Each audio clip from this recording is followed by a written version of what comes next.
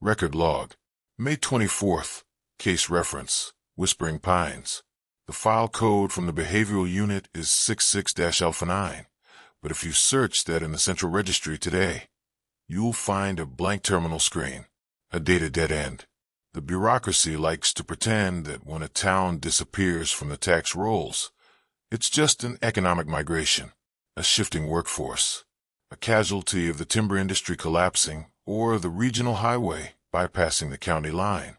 But they don't hire specialists like me for economic migrations. They don't pack 8 boxes of unedited cassette tapes, 300 pages of redacted interview transcripts, and 4 dozen rolls of undeveloped film into a steel container and bury it in the subbasement of a federal facility because a town simply went broke. If you are listening to this, you are looking for a monster. Everyone in America loves a monster story. We watch them on the evening news over dinner while checking our phones. We download them on our morning commutes to pass the time between suburban stations. We like them framed cleanly in a 60-minute documentary with an arrest at the end, a judge banging a gavel, and a title card telling us how many years the bad guy got before he died in an institution. It makes the world feel small, manageable. It lets you sleep at night because you can tell yourself that the wolves have names, that they have predictable childhood traumas, and that they live somewhere else. But local sheriff departments don't send their evidence boxes to the Blackwood unit because they have a manageable suspect. They call us when the clean frames break, when a crime scene looks less like a motive and more like a deliberate performance designed for an audience of one.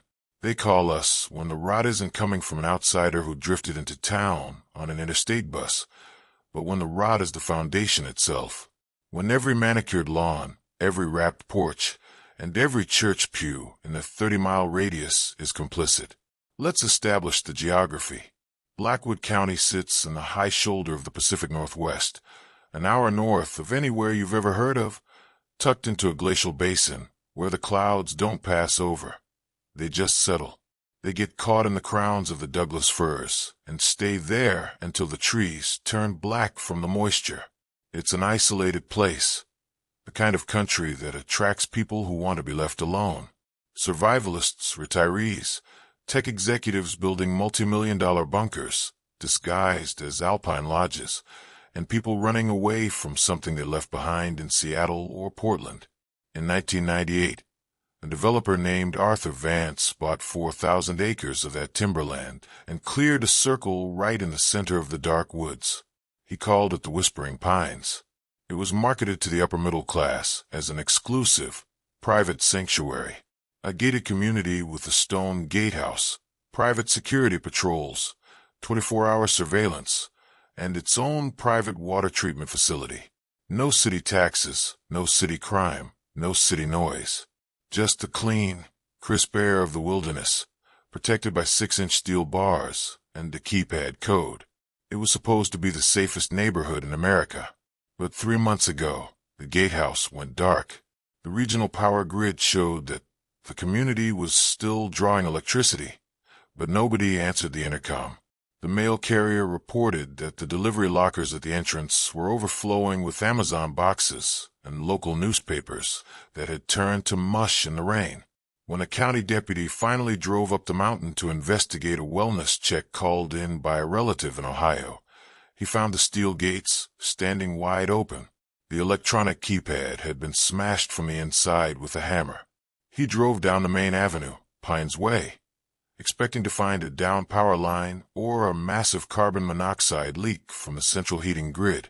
Instead, he found 14 luxury homes, completely intact. The lights were on. The lawn sprinklers were ticking through their cycles in the drizzling rain. The television sets were flickering through empty channels in living rooms. But there wasn't a single soul left in the development. Not a man, not a woman, not a child. No bodies, no blood, no signs of a physical struggle. 14 families, 62 people, gone between a Tuesday evening and a Wednesday morning. The only thing they left behind was the noise. In every house the deputy entered, he found a recording device. Some had digital handycams set up on tripods in the kitchen corner. recording 24 hours of an empty counter. Others had microcassette recorders taped to the underside of dining tables or old reel-to-reel decks wired directly into the home intercom systems. And on every single one of those tapes, there was a record of the final 30 days. This isn't a story about a cult. It's not a story about an alien abduction or a chemical spill that drove a neighborhood into the woods.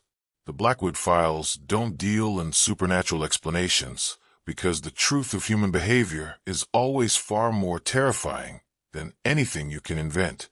This is the timeline of how an entire community, comprised of doctors, lawyers, engineers, and retired school teachers, turned inside out. This is the anatomy of a psychological contagion.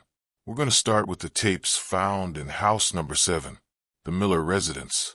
David Miller was a 42-year-old structural engineer who moved his wife, Sarah, and their 12-year-old daughter, Lily, to Whispering Pines from Chicago after an incident that the file lists as classified, but hints was a violent home invasion.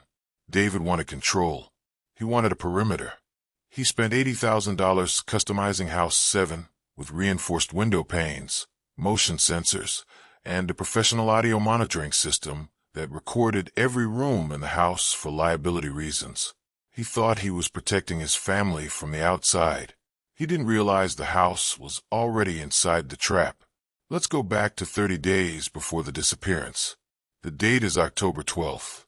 The audio begins in the master bedroom of House 7. It's 3:34 in the morning. Sarah, wake up. Sarah, listen to me. Don't move, just listen. Do you hear that? No, not the wind. Underneath it. It's coming from the wall behind the headboard. It sounds like someone is dragging a fingernail along the drywall from the inside.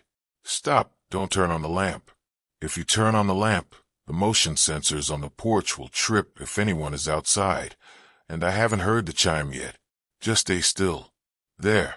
Hear it. It's rhythmic. 3 scrapes, then a pause, then 3 more.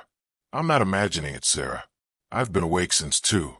I went downstairs to the basement utility closet to check the water pump, thinking it was a pipe vibrating against the joists. But the pump was silent.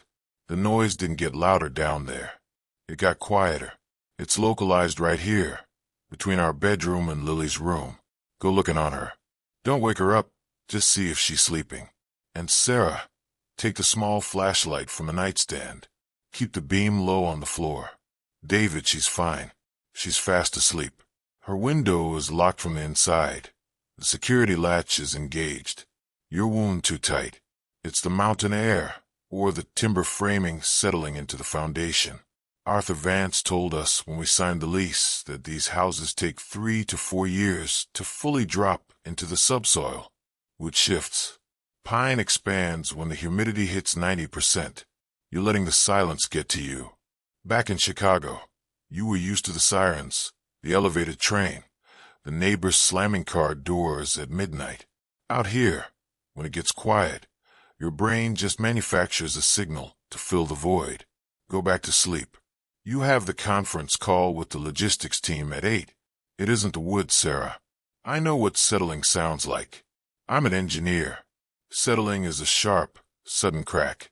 It's a structural groan when the temperature drops 20 degrees between dusk and dawn. This is a drag. It has a velocity. It moves 3 inches to the left, stops, then moves back. It's like something is testing the density of the insulation. Look at the monitor panel by the door. See that green LED? That means the external perimeter is secure. No one crossed the fence line. No one passed the main gate. The security guard, Marcus, did his vehicle sweep at midnight. I saw his headlights bounce off the blinds.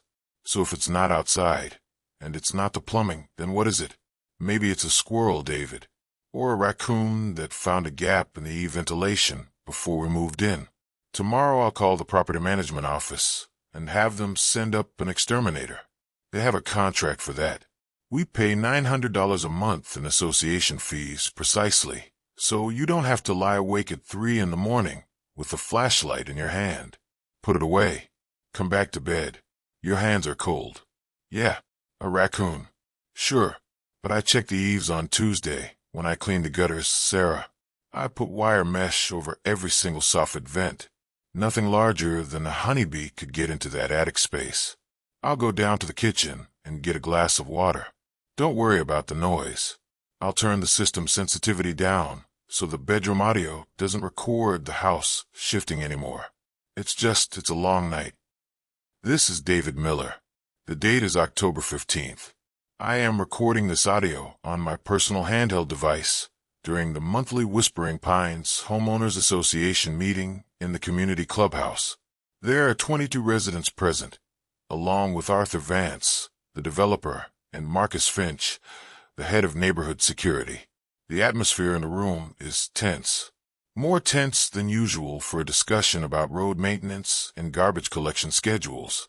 Mr. Vance, if we could skip the budget approval for the tennis court resurfacing for a moment, I think we need to address the maintenance logs from the past week. My name is David Miller, House 7. For 4 days straight, I've been logging a persistent low-frequency vibration between the hours of 2 a.m. and 5 a.m. It's registering on my home monitoring equipment at approximately 40 hertz. That's not a rodent. That's mechanical. It feels like an industrial compressor or a generator running directly beneath the cul-de-sac. My wife isn't sleeping. My daughter says her ears are ringing when she wakes up for school. And when I spoke with the Ellisons over at House 9, they told me they're experiencing the exact same thing. David, please, let's keep this orderly. Arthur Vance speaking. I've reviewed the utility blueprints for the entire sector myself. The only active machinery running at night is the filtration system at the water station, which is located 800 yards down the ridge, completely isolated by a granite shelf. We checked the rubber dampeners on the main pumps yesterday afternoon after you sent your email. Everything is within standard operational parameters. Marcus, did your team notice anything during the night sweeps? Marcus Finch here, security. No, sir, Mr. Miller. We ran 3 separate drive-by checks near House 7 and House 9 between midnight and dawn. We shut off the patrol vehicle's engine right at the curb and listened for 10 minutes. Nothing but the wind and the trees.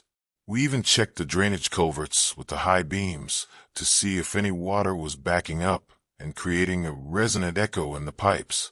It's bone dry down there. If there's a noise, it's not coming from the street level. Then where is it coming from, Marcus? This is Richard Ellison, House 9.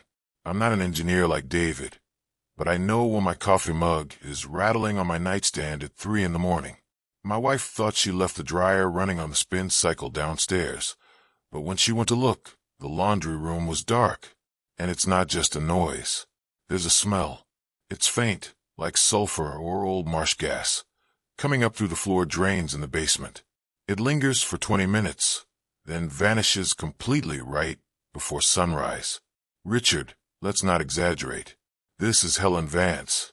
We live at House 1, right at the top of the loop, and we haven't heard a whisper. The only thing we've noticed is that people are leaving their porch lights off against the community guidelines. It makes the neighborhood look unpopulated from the access road. If we start letting everyone complain about every little pipe groan or wilderness scent, we're going to destroy our property values before the second phase of development even breaks ground. We moved up here for peace and quiet. Let's try to practice some of it. Helen, with all due respect, you're 400 feet higher up the ridge than we are. This is Sarah Miller. It's easy to talk about property values when your house isn't vibrating. My daughter Lily refused to go to sleep in her own room last night because she said the walls were talking to her. She's 12. She doesn't have an engineering degree, and she doesn't care about the association budget. She told me she could hear someone whispering her name through the air vents in her bathroom. Now, I laughed it off at first, but when I went into her bathroom to check, there was a draft coming out of that register that shouldn't be there. The HVAC system was off. Sarah, children have active imaginations, especially when they move from an urban environment like Chicago to a forest. This is Dr. Robert Avery, House 12. It's a known psychological phenomenon called high-altitude silence anxiety. The brain is a pattern recognition engine. When you remove 70 decibels of ambient city noise and replace it with absolute nothingness, The inner ear increases its sensitivity. You start hearing your own heartbeat, the blood rushing through your carotid artery, the friction of your eyelids closing. In children, that internal audio is frequently projected outward as voices or footsteps. I suggest a white noise machine or a small fan in her room. It'll clear up in a few weeks once her nervous system adjusts to the baseline. Thank you, Dr. Avery. Arthur Vance again. Let's move on to the next item on the agenda, the upcoming winterization of the main pool and the security code updates for the front gate. Starting the 1st of November, the gate code will change from 4211 to 9985. Please ensure your delivery drivers and family members are notified. We've had a few instances of unauthorized vehicles tailgating residents through the entrance after hours. Marcus has been instructed to lock down the gate manually after 10 p.m. No exceptions. This is the transcript of a digital voice memo found on an iPod Touch recovered from the floor of Lily Miller's bedroom. The device was plugged into a wall charger, but the screen had been cracked across the center by what forensic teams believe was a blunt object. The file date is October 19th, 11:40 p.m. Hey diary, it's me. I'm recording this under my duvet because my dad told me that if he catches me out of bed past 11 again, he's going to take away my tablet for a month. He's really stressed out. He spends all day in his home office looking at charts on his computer that show lines going up and down, and at night he walks around the hallways with his big black flashlight. His footsteps are louder than the house noises. The walls aren't talking like I told Mom. I only said that because I didn't know how else to describe it. It's not like a person standing there speaking English. It's more like when you have a secret and you whisper it into a plastic cup, and then you put the cup against someone's ear, but you're laughing so the words get all mushed up together. It comes from the vent by my desk. I put my ear right against the metal grate tonight while Mom was downstairs making tea. It doesn't smell like sulfur like Mr. Ellison said at the meeting. It smells like the woods after a big storm, when the dirt gets all muddy and sticky, but sweet too, like rotting apples.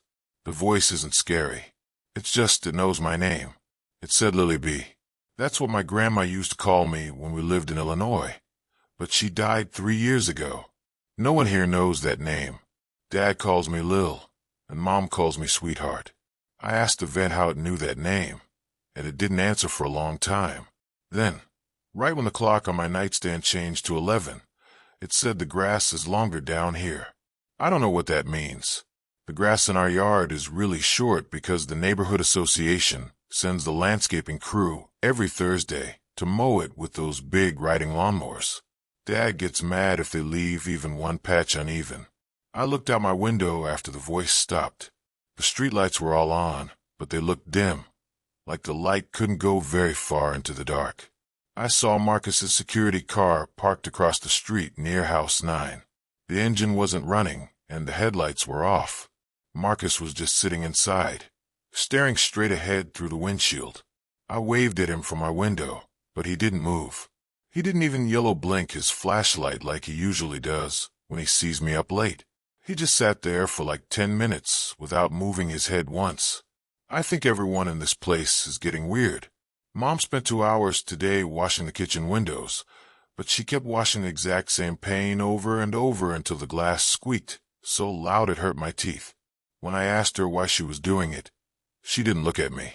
She just said, "We have to keep the outside where it belongs, Lily. We have to make sure it can't see its reflection. I'm going to try to sleep now. The scraping is starting again behind my headboard. It's louder tonight. It sounds like whatever's inside the wall is trying to find the studs so it can climb up to the attic. Good night." His is a transcription of the audio log recorded from the Whispering Pines Security Gatehouse. The voices belong to Marcus Finch, head of security, and a second guard, 22-year-old Tyler Cross, who was hired 3 weeks prior to the incident. The date on the security log is October 24th, 2:15 a.m. Tyler, put that magazine down and look at monitor 4, the western perimeter fence line, near the retention pond. See that? Where? I just see the tree line, Marcus. The wind is picking up, The branches are moving back and forth. That's just shadows from the high-pressure lights on the pole. No, look at the grass right at the base of the chain link. The infrared camera shows a heat signature. It's small, like a dog or a deer, but it's stationary. It's been sitting in the exact same spot for 40 minutes. Deer don't sit still in a freezing downpour for 40 minutes, Tyler. They move through the draw to find shelter under the canopy. You want to drive the truck down there and take a look? I can grab the spotlight from the back rack. No, we stay in the shack after midnight. Arthur changed the orders yesterday, remember? We don't leave the gatehouse unless we have a direct call from a resident or a verified breach on the sensor line. Since when do we not check the fence, Marcus? That's literally the whole job description. We're supposed to be proactive. Mr. Miller called 3 times yesterday saying he thinks someone is cutting through the woods from the old logging road behind his property. He says his motion sensors are going off every time he goes to the bathroom. David Miller is losing his mind, Tyler. He's one of those city guys who thinks every owl hoot is an assassin. He came out to my truck 2 nights ago in his bathrobe, holding a digital audio recorder, trying to get me to listen to the pavement. He was telling me the asphalt is humming. He looked like he hadn't slept in a week. His eyes were all bloodshot, and he had this twitch in his left cheek. I'm not chasing shadows through a swamp because a guy from Chicago can't handle the woods. What about House 9? Mr. Ellison's place? He called the sheriff's department directly this afternoon. I heard it on the scanner. He told them his dog ran into the woods behind the community garden on Tuesday and didn't come back. He says he found the dog's collar today, buckled around a tree trunk 6 feet off the ground, but no sign of the dog. No hair, no blood, nothing. Just the collar, perfectly clean, buckled around a thick pine branch. The dog probably got loose and caught itself on a low branch, Tyler. People find what they want to find. They want mystery. They want drama.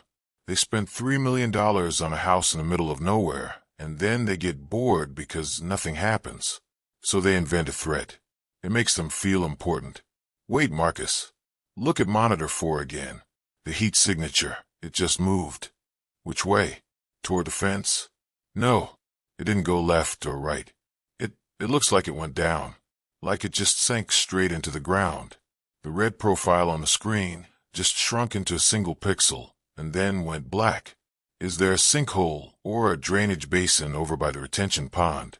There's nothing over there but clay and rock, Tyler. The camera probably just suffered a thermal recalibration. The rain alters the ground temperature, confuses the sensor software. It happens every time we get a cold front coming off the coast. Don't worry about it. Log it as a false positive due to weather. Hey, Marcus. Yeah, do you hear that? In the gatehouse roof. It's just the rain on the tin shingles, kid. Sit down. Drink your coffee. We've got 4 more hours until the shift change. No, it's not the rain. It sounds like someone is dropping small stones onto the roof. One by one. Like pebbles. Listen. A 15-second silence follows on the tape. The sound of a metal desk chair sliding back is audible. Marcus, why are you turning off the interior lights? Because if the lights are off inside, they can't see us through the glass, Tyler. Who can't see us? Just sit down, Tyler. Keep your mouth shut and don't look out the back window. Just watch the monitors. Only the monitors. This audio was captured by the hardwired security system installed by David Miller in the downstairs living room of House 7. The date is October 28th, 3:40 a.m. David, what are you doing with the carpet? Oh my God, David, stop. You're tearing up the floorboards. Are you insane? Stop it. I have to find the connection, Sarah. Don't look at me like that. I'm not crazy. I measured it. I used the acoustic transducer I brought home from the firm. The frequency isn't coming through the air vents. The vents are just a conduit. The actual source, the physical driver. It's directly beneath the subfloor in the living room. It's right here, between the fireplace and the sofa. Look at your hands, David. You're bleeding. You used a crowbar on the custom walnut planking. It took 6 months to get those imported from Canada. We haven't even paid off the first installation loan yet. Lily is crying upstairs. She can hear you slamming the iron into the wood. Put the tool down. Please. Look at me. This is Sarah. This is your wife. Look at my face. I am looking at you, Sarah, and I'm looking at the dust. Look at this. See this white powder under the pad? That's not sawdust. That's dry rot. The house is 6 months old, and the plywood underlayer is turning into flour. It's wet. Why is it wet, Sarah? We haven't had a leak. The pipes run through the utility chase on the south wall, 20 feet away from here. But this wood is soaked through with something thick. Touch it. It's slimy. It smells like old sugar. Like fruit that's been sitting in a cellar since last summer. It smells like pine resin, David. It's a log house in the middle of a forest. Of course there's resin. It's bleeding out of the grain because the heating system is running at 72 degrees all winter. You're having a breakdown. You haven't slept more than 10 hours in the last week. I called Dr. Avery this morning, and he said he can write you a prescription for something to calm your nerves. Just a mild sedative to help you get through the season until we can sell this place and go back to the city. We can leave, David. We don't have to stay here. We can pack the car tomorrow and go to a hotel in Portland. Just put the crowbar down. We can't leave, Sarah. The gate is locked. What do you mean the gate is locked? Marcus is there. He has the remote override.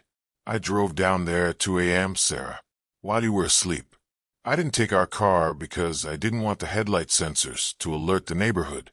I walked down the service trail through the woods. The steel gates are chained shut. Not just the electronic lock. Someone took a thick logging chain and wrapped it around the main pillars 6 times, then secured it with a master padlock. The gatehouse was empty.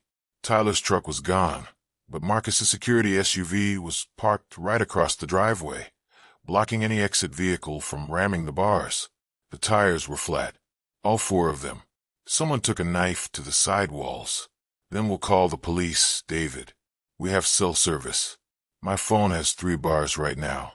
I'll dial 911. Try it. Go ahead. Pick up your phone and dial. It's not ringing. It just says connecting. It's been saying connecting since yesterday afternoon, Sarah. The signal bars are fake. The network is broadcasting a tower identity, but there's no routing behind it. It's a dead loop. Someone cut the fiber line at the bottom of the grade where the county road crosses the bridge. We're in a dry well. The whole development is a dry well. Then we'll walk out, David. We'll take Lily. We'll put on our hiking boots, and we'll walk down the road. It's only 4 miles to the state highway. We can do that in 2 hours. No, you can't. You haven't looked at the woods lately, Sarah. You haven't really looked past the tree line. The trees are closer than they were when we moved in. David, that's scientifically impossible. Trees don't walk. You're talking like a lunatic. You're terrifying me. Stop it. I didn't say they walked, Sarah. I said they're closer. The brush, the undergrowth, the blackberry vines, they're growing through the chain-link fence on the perimeter. They've covered the retention pond. They're crawling up the slope behind House 9. Richard Ellison isn't in his house anymore. I went by there on my way back from the gate. The front door was wide open. The lights were on. The kitchen table was set for breakfast. But the floor, the hardwood in his hallway, was covered in 4 inches of black forest loam. Dirt, Sarah. Raw, wet dirt, packed down like a trail. And there were tracks in it. Not shoe prints. Footprints. Bare skin. Small ones and big ones. All heading out through the back sliding glass door toward the ravine. We're going to Lily's room, David. Right now. We're locking the bedroom door, and we're waiting until morning. If you don't come with me, I'm taking her, and I'm going to the Vance's house. Arthur has a hunting rifle. He has security staff. He'll know what to do. Arthur Vance isn't going to help you, Sarah. He's the one who built the circle. He knew exactly what was under this hill before he cleared the first acre. Why do you think he named it the Whispering Pines? It wasn't a poetic marketing phrase. It was an instruction manual. This recording was recovered from a digital field recorder found on the podium of the community clubhouse. The casing of the recorder was scorched, but the memory card remained functional. The date is November 1st, 8 p.m. The sound of multiple people speaking over one another creates a chaotic, reverberating roar inside the wooden hall. Quiet. Everyone quiet down. Arthur Vance here. Let me speak. Where's my daughter, Arthur? This is Martha Reynolds, House 3.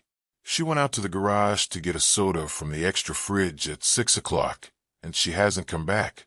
Her phone is on the kitchen counter. We found her slippers in the driveway, right where the gravel meets the asphalt. The security cameras on my garage didn't record anything. The screen just went to static for 5 minutes at 6:10. What did you do with the security system? I didn't do anything to the system, Martha. The main server in the Gatehouse went offline at noon. Marcus Finch is missing. We went to his residence at House 5 to find him, and the place was cleared out. No clothes in the closet, no food in the refrigerator, but the walls. He'd spent what looked like days using a black marker to draw circles on every single surface, hundreds of them, overlapping each other until the drywall was completely black. We don't know where he is. He's in the woods, Arthur. This is David Miller. I told you 2 weeks ago that the perimeter was compromised. You sat on that stage and told us we had silence anxiety. You let Dr. Avery tell us our ears were playing tricks on us. Look around this room. There are only 12 families left here tonight. Where are the Petersons?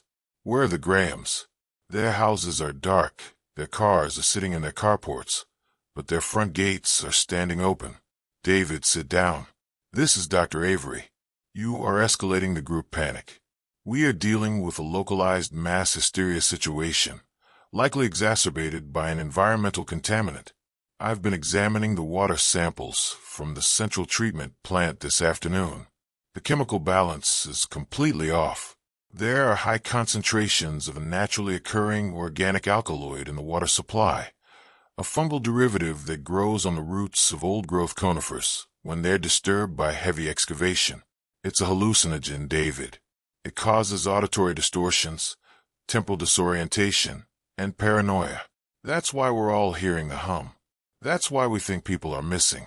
They've probably fled the area down the mountain trails out of fear. A hallucinogen, Doctor? This is Richard Ellison. If it's a hallucination, why are my fingernails coming off? Look at my right hand. See that? The skin underneath is dry. It doesn't bleed. It doesn't feel anything. I spent all afternoon digging in the ravine behind my house. I didn't use a shovel. I used my fingers. The dirt is warm down there, Doctor. It's warmer than the air up here.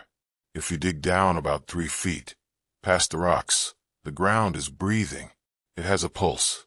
It's 72 beats a minute, exactly like a resting human heart. Richard, oh my God, Richard, look at your face. This is Sarah Miller. Your eyes, your pupils are completely gone. It's just white, both of them. The light hurts them, Sarah. The street lights are too bright. They make too much noise. When the bulbs buzz, it feels like a needle going into my temple. But down in the ravine, under the ferns, it's quiet. The trees, they hold the sound back. They protect you from the noise. You should come down with us tonight, Sarah. Bring Lily. She's already listening.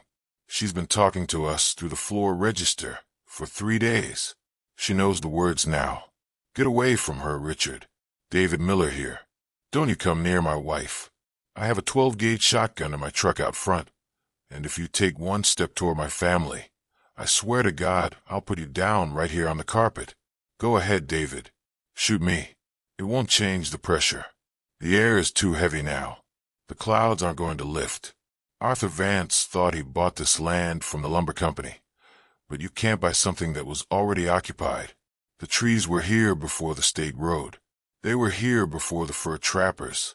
They've been waiting for someone to clear the stones so their roots could stretch out again. You built 14 luxury conduits for them. You ran copper wire, PVC pipe, and central heating right into their soil. You made it so comfortable for them to come up. That's enough. Arthur Vance speaking. This meeting is adjourned. Everyone go back to your homes, bar your doors, and do not drink the tap water. I'm going to take my vehicle and attempt to force the front gate with the winch on my Jeep. If I break through, I'll drive straight to the sheriff's substation in Elk Ridge and bring back a rescue convoy. Marcus, Tyler, if you can hear me, get to the trucks. Arthur, look outside the window. The parking lot, the asphalt, it's cracking. The pine trees on the island, their roots are coming up through the pavement. They're wrapping around your Jeep. My keys, where are my keys? I left them on the podium. The lights, the power just went out. This is the final recording recovered from house number 7. The recording device was a high-end digital audio workstation located in David Miller's home office.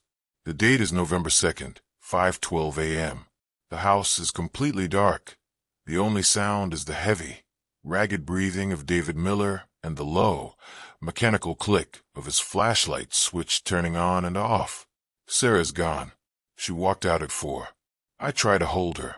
I used the heavy nylon tie-downs from the garage to secure her to the bedposts after she tried to cut her own ears off with the kitchen shears to stop the buzzing. But she didn't fight me. She didn't scream or curse. She just looked up at me with those white, blank eyes and smiled. She didn't have her teeth anymore. She'd spat them out onto the rug earlier, saying they were too loud when they clicked together. She didn't break the straps. The wood of the bedpost, it just softened. The oak headboard we bought in Chicago turned into something like wet peat moss while she lay there. The bolts just slid right out of the grain like they were being pushed through lard. She stood up, took Lily by the hand, and they walked out through the living room floor where I'd torn up the planks. The hole is larger now. It's about 8 feet wide. It doesn't look like cellar. There are no concrete walls down there, no foundations, no sewer lines. It's just an endless slope of black, wet earth that smells like fermented sugar and pine sap. It goes down into the dark at a 45-degree angle. I can see them down there. I'm holding the flashlight over the edge of the floor joists right now. The beam doesn't reach the bottom, but I can see the silhouettes. There are dozens of them, sitting in rows along the slope of the dirt. The Van Cess, the Ellisons, the Reynolds girl, the security guards. They're all sitting perfectly still, facing away from the house, facing deeper into the mountain. They aren't moving. They aren't talking. They're just listening. And the trees, the roots are coming down through the ceiling of the hole like thick black cables. They're wrapping around their shoulders, slipping into their shirts, anchoring them to the slope. It looks like an assembly line, a living network. The hum has stopped. The air in the house is completely quiet now. It's the quietest it's ever been since we left Chicago. My ears don't ring anymore. My heartbeat, I can't hear it. I'm looking at my left hand now. The flashlight beam is steady on it. The skin on my knuckles is turning gray. It's dry. When I press my thumbnail into the flesh of my palm, it doesn't leave a white mark. It doesn't hurt. It just leaves a small indent that stays there, like putty. I don't think I'm going to pack the truck. There's no point in driving down the mountain. The highway doesn't go anywhere anymore. It's just more asphalt, more noise, more wires. They're calling me from the vent again. It's Sarah's voice, but it's Lily's too, and it's Arthur Vance's, all mixed together into a single chord, a perfect, clean harmony. They're telling me that the soil is warm. They're telling me that if I come down, I don't have to be the engineer anymore. I don't have to maintain the perimeter. I don't have to keep the outside out. I'm setting the recorder on the edge of the floor joist. I'm leaving the flashlight here too, with the beam pointing down into the draw so whoever finds this box can see where the path goes. If you're listening to this file in the archive room, if you're sitting at that metal desk with the headphones on, looking at the blacked-out names on the paper, don't bother coming up here to look for the community. The forest has already closed the circle. The gate is gone. The houses are gone. There's nothing left but the trees. And they are very, very hungry for the silence. This is the concluding section of Case File 66-Alpha 9. Investigator John Vance conducting the review. Date, March 12, 1999. The preceding audio logs were recovered by a joint task force consisting of the State Police and the Behavioral Analysis Unit during a sweep of the Whispering Pines site 3 months after the initial disappearance report. The physical condition of the development upon arrival did not match the descriptions provided in David Miller's final tapes. There was no evidence of structural collapse, no sinkholes, and no 8-foot hole in the living room floor of house number 7. The hardwood floors were fully intact, though covered in a thin layer of fine white mold that tests indicate was an unknown strain of forest fungus. However, the medical examiner's report regarding the small amount of biological material left behind is significant. In 14 homes, investigators recovered a total of 248 human teeth, scattered on the floors of bedrooms and bathrooms. DNA analysis confirms they belong to the 62 missing residents of the development. No other skeletal remains or soft tissue were found within the perimeter fence. The excavation of the surrounding forest was halted on January 15th by federal order due to unfavorable terrain conditions and regional security concerns. The 4,000 acres previously known as Whispering Pines have been reclassified as a restricted wildlife reserve. The steel gates have been permanently sealed with concrete blocks, and the access road has been removed from state transit maps. The case remains classified as an unresolved missing persons event. The audio files have been moved to the Blackwood vault. Do not check the walls. Do not listen to the pipes. If you hear the hum, turn off your lights, lock your perimeter, and pray that you are still on the outside. The following is a transcript of an unlogged interview conducted at the high-security ward of the Oregon State Psychiatric Hospital in Salem. The subject is Tyler Cross, 22, former junior security officer at Whispering Pines. Cross was apprehended by a state trooper 3 weeks after the disappearance of the community, found walking naked along the median of Interstate 5, 80 miles south of the development. His fingertips were worn down to the bone. Interviewer is Dr. Robert Avery, acting under federal consultancy protocol. Date, November 28, 1998. Tyler, can you look at me? It's Dr. Avery. We spoke at the clubhouse back in October, before the grid went down. Do you remember me? Asterisk, asterisk. Subject remains silent for 18 seconds. The sound of plastic restraints rattling against a metal chair frame is audible. Asterisk. The light in here. It's too sharp. It's got a yellow edge to it. Can you turn the transformer down? The buzz from the ballast. It's drilling through my chin. The room is standard hospital lighting, Tyler. It's identical to the office you used to work in at the Gatehouse. Let's talk about that night. The log from October 24th. You were on duty with Marcus Finch. You noted a thermal anomaly near the retention pond on Monitor 4. What happened after the camera lost the signal? Marcus told me to sit down. He told me to watch the screens. He said if we didn't look out the windows, the glass would work both ways. But he didn't follow his own rule. Marcus always thought he was smarter than the folks living in the houses. He thought because he had a badge and a company truck, he was part of the fence. He didn't get that the fence was just a line drawn with chalk. What did he see through the window, Tyler? The pines. They weren't staying behind the gravel line anymore. They were coming up the ditch. Not fast. Not like in a movie where things jump at you. It was slow, like when you watch grass grow through a time-lapse camera on the Discovery Channel. 1 minute a branch is 20 feet away from the porch. The next minute, it's brushing against the gutters. And it wasn't just the branches. It was the shade, the shadow they cast. It didn't move with the moon. It was coming toward the door, independent of the light source. The log cuts off at 2:35 a.m. The system backup shows a manual power disconnect from inside the gatehouse. Did you turn the main breaker off? Marcus did. He said the green light from the monitors was making his teeth itch. He took his knife, the big hunting one he kept in his boot, and he didn't use it on the wires. He used it on himself, Doctor. He started digging behind his ear, right where the jawbone connects to the skull. He kept saying there was a splinter from the timber clearance that had gotten into his inner ear canal. He said he could hear Arthur Vance's blueprints being unrolled inside his head. Every time Arthur drew a line with his pencil, Marcus could feel it like a wire drawing across his brain. Did Marcus leave the gatehouse voluntarily? He didn't walk out. He spilled out. That's the only way to say it. His skin. It got very soft after he took the light out. He just slid out through the bottom of the security door where the rubber weather stripping had rotted away. I watched him go. He looked like an old coat being dragged through the dirt by an invisible string. He didn't make a sound, not even when his boots stayed behind in the room. And what about you, Tyler? How did you get out of the perimeter? The gates were chained. I didn't use the gate. The gate is for things that have weight. I went down into the retention pond. The water was gone, Doctor. It wasn't a pond anymore. It was just a mouth. A big, dry throat lined with old pine roots that were slick with that sweet grease.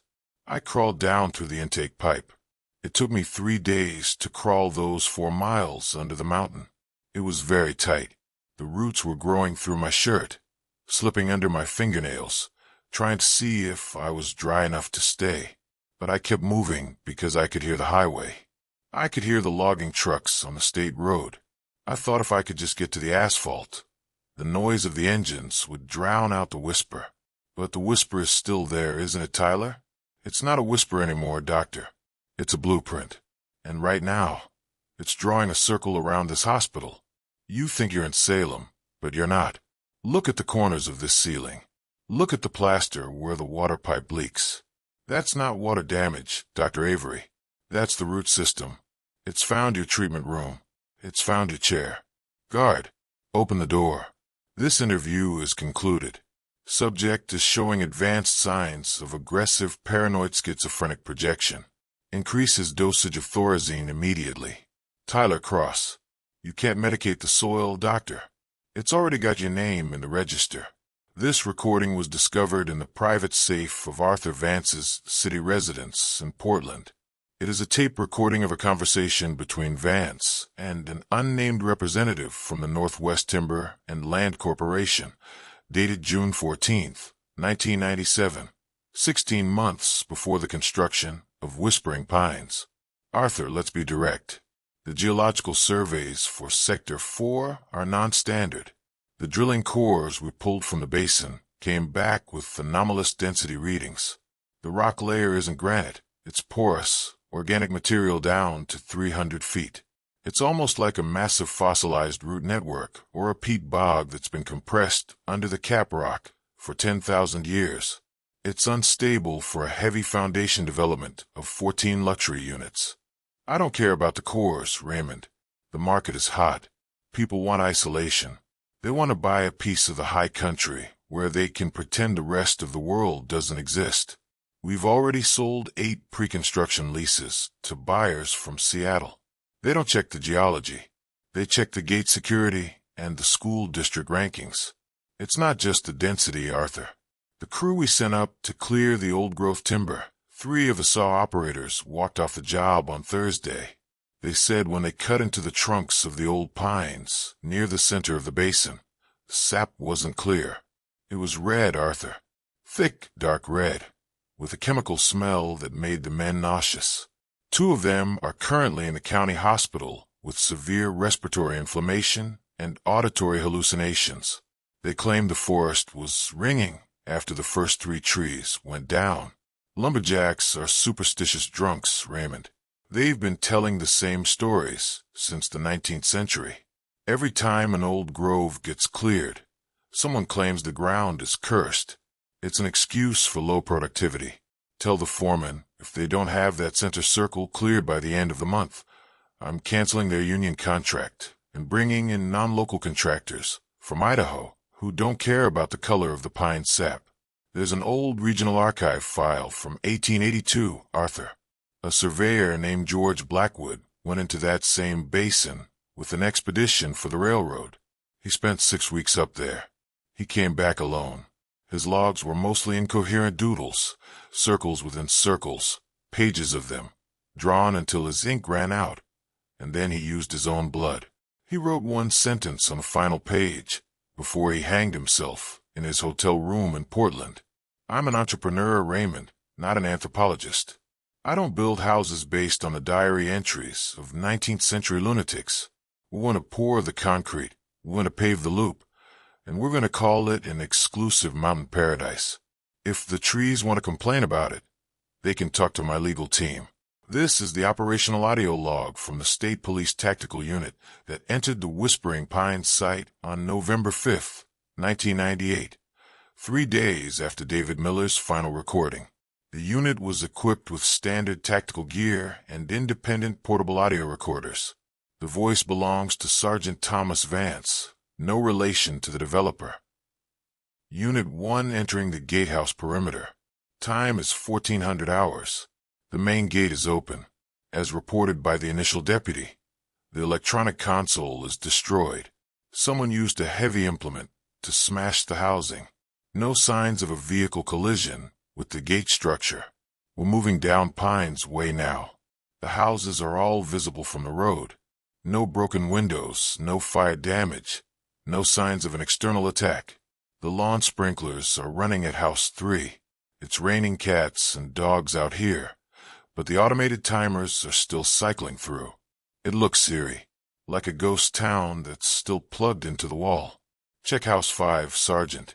The garage door is open. Entering House 5. This is the residence of the security head, Marcus Finch. The interior is dry. No signs of a struggle. But the walls. Jesus Christ. The living room walls are covered in black markings. It looks like charcoal or industrial marker. It's all circles. Small ones, big ones, circles inside circles. They cover the television screen, the windows, the family portraits. The marker is drawn right across the glass of the frames. Sergeant, look at the kitchen table. There's a pile of wallets here.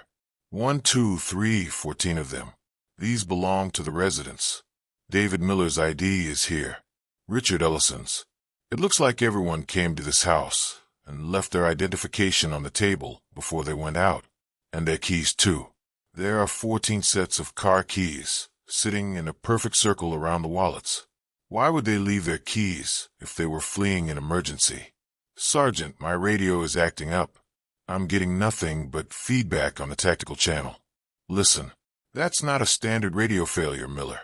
That sounds like a signal code. Check the basement. Basement is clear. Concrete floor is dry. But there's a smell down here. It's sweet, like rotting fruit or old syrup.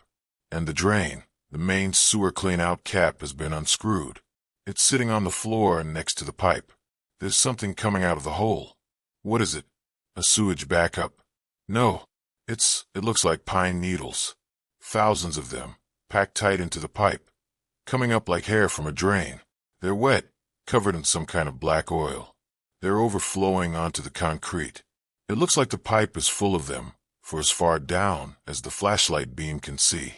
Sergeant, get up here. We've got something on the perimeter. What do you have, Cross? Look at the tree line behind House 7. The woods, they're moving. I don't see anything but wind, trooper. No, look at the base of the trunk on that big double fir. The ground around it, the soil is lifting. It's rising and falling, like a chest breathing. And the blackberries. Look at the vines on the fence. They're growing while we're standing here. They're wrapping around the steel posts. I can see the tips curling around the wire. Pull back. All units, return to the vehicles. We're leaving the perimeter immediately. This site is contaminated. We're falling back to the gatehouse. The road. Sergeant, the road is gone. The cul-de-sac. The asphalt is breaking up. There's a root. A thick black root, coming through the center of the avenue. It's lifting the front axle of the truck. Reverse. Get in reverse, Cross. Drive through the lawns. I can't. The tires are spinning. The grass is too long. It's wrapping around the rims. It's pulling us down. This is Investigator John Vance's final log entry for the Blackwood Records Division. March 24th, 1999. We've reviewed all available media from the Whispering Pines recovery operation. The official explanation released to the press by the State Department is a toxic mold outbreak originating from the glacial water tables, causing immediate neurological failure and subsequent evacuation into the wilderness, where the victims succumbed to hypothermia. The bodies are officially listed as unrecovered due to winter weather and scavengers. The files have been stamped with the standard red classification seal. The tapes have been cataloged under the Contagion Behavioral Index. But there's one detail that wasn't included in the official report. One item that was recovered from house number 1, Arthur Vance's personal residence. In his bedroom, on the nightstand next to his bed, there was a leather-bound logbook containing his construction diary from the final week. The entry from October 31st consists of a single paragraph, written in a hand that had degraded into large, jagged block letters. Asterisk, we didn't clear the woods. We just gave them a structure. They like the architecture. They like the layout of the living rooms. They're sitting on the sofas now. They're watching the television screens while they rot. They like being American. Asterisk. The Blackwood files remain open. If you live in a gated development, if you move to the high country for the safety of your family, check your basement floor drains tonight. Look closely at the edge of your lawn, where the woods begin. And if you hear a low, 40 hertz vibration coming through your floorboards at 3 in the morning, don't turn on your flashlight. Don't look into the wall, because the house isn't yours anymore. It's just an extension of the root system